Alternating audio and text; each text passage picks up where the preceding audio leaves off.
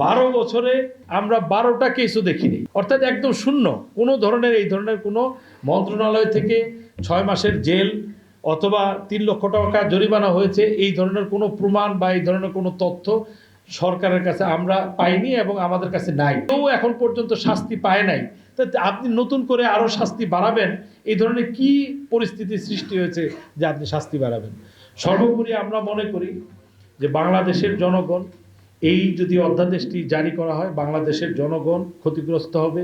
কম বেশি প্রায় 30 লক্ষের উপরে লোক জড়িত আছে এই পেশার সাথে, মানে বিভিন্নভাবে ট্রাভেল এজেন্সি, রিক্রুটিং এজেন্সি এবং তাদের পরিবারের সদস্যরা রয়েছেন।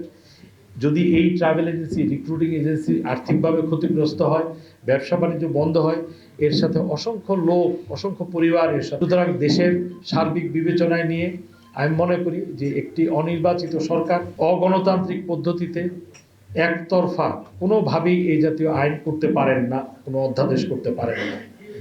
এই অধ্যাদেশ করতে হলে যারা স্টেক হোল্ডার রয়েছেন, অর্থাৎ এই ব্যবসার সাথে যারা জড়িত রয়েছেন, তাদের সাথে আলোচনার মাধ্যমে যুগোপযোগী যদি কোনো পরিবর্তন করতে হয়, আমরা পরিবর্তনের পক্ষে।